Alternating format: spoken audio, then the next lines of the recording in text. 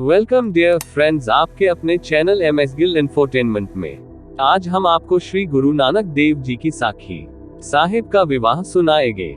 सुल्तानपुर में कुछ समय बिताने के बाद 15 वर्ष की आयु में 1484 ईस्वी में बटाले के भाई मूलचंद चौनाथ सहुरा साहिब ने उनकी मंगनी कर दी और उसी वर्ष गुरु नानक देव जी ने माता सुलखनी जी से विवाह कर लिया। बारात बटाला गुरुदासपुर गई थी। विवाह के समय गुरु नानक साहिब ने अपने सोहरा साहिब की बात अनसुनी कर दी, क्योंकि गुरु नानक साहिब ने स्पष्ट कर दिया था कि उनके मन में तिथवार या समय के बारे में कोई अंधविश्वास नहीं है। उनके अनुसार हर समय पवित्र है। दूसरे, वे पुरानी प्रचलित रीति रिवाजों को तोड़ना चाहते थे और नई रचनात्मक सोच को बढ़ावा देना चाहते थे, इसलिए उन्होंने ब्राह्मणों के घेरे को स्वीकार करने से इनकार कर दिया। भाई मूलचंद जी पुनर्तः ब्राह्मणों के प्रभाव में थे।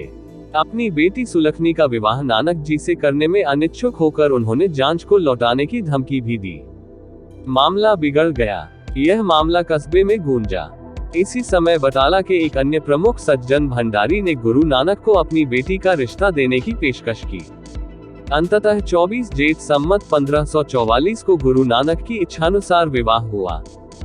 बटाला में पवित्र स्थान पर अब गुरुद्वारा कंद साहिब जी है। गुरु जी के लावा कैसे हुए, इन लावाओं के दौरान कौन सा श्लोक पढ़ा गया, इसका कोई संदर्भ नहीं है। श्री गुरु नानक देव जी ने पवित्र अग्नि के चारों ओर 7 के बजाय 4 फेरे लेकर बीबी सुलखनी जी से विवाह किया।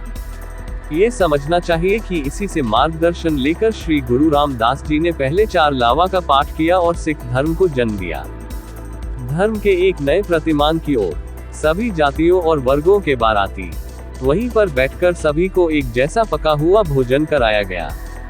सुल्तानपुर लोधी कपूरथला में बाबा श्री चंद जी का जन्म 28 साल की उम्र में हुआ था और बाबा लक्ष्मी दी का जन्म 31 साल की उम्र में हुआ था। श्री गुरु नानक की विवाह वर्षगांठ पर प्रतिवर्ष उत्सव का आयोजन होता है। गुरु नानक देव को समर्पित यूं तो कई गुरुद्वारे हैं, लेकिन गुरदासपुर के गुरुद्वारा कंद साहिब को लेकर एक अलग ही आस्था है। जाने इस गुरुद्वारे के बारे में विस्तार से। पंजाब के गुरदासपुर के बटाला में स्थित है गुरुद्वारा कंद साहिब। ये गुरुद्वारा लोगों की आस्था का केंद्र है और गुरु नानक जयंती पर यहाँ मत्था टेकने वालों की खूब भीड़ जुटती है। दरअसल ये गुरुद्वारा जुड़ा है गुरु नानक देव जी के विवाह के आयोजन से। लड़की पक्ष के घर की जगह गुरुद्वारा डेरा साहिब बना है। ग्रंथों के अनुसार गुरु जी के ससुराल वालों ने उस समय बारात को एक कच्चे घर में ठहराया था। इसकी दीवार आज भी वैसे ही खड़ी है, बस इसे शीशे के फ्रेम में रखा गया है। इसी घर को ही गुरुद्वारा कंद साहिब का रूप दिया गया है। गुरु जी उस समय कच्ची दीवार का सहारा लेकर बैठे थे। वधू पक्ष की एक बुजुर्ग महिला को लगा कि कहीं ऐसा न हो लड़कियां शरारत करके कच्ची दीवार को गिरा दें और दूल्हे को चोट आ जाए या वे बुरा मान जाएं। ये बात उन्होंने गुरुजी से कही तो वह मुस्कुराकर बोले, माता जी ये दीवार युगों युग नहीं गिरेगी।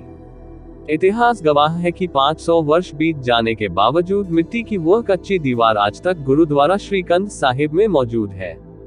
फिलहाल इस दीवार को शीशे के केस में सुरक्षित कर दिया गया है, क्योंकि यहाँ मत्था टेकने आने वाले लोग दीवार की मिट्टी उखाड़कर अपने साथ ले जाते थे।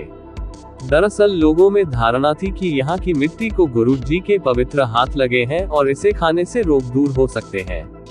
और भी रोचक साखियां सुनने के लिए बने रहे हमारे साथ। आप सबका समय निकालकर श्री गुरु नानक देव जी की जन्म साखी सुनने के लिए बहुत शुक्रिया और रोचक साखियां सुनने के लिए बने रहे हमारे साथ।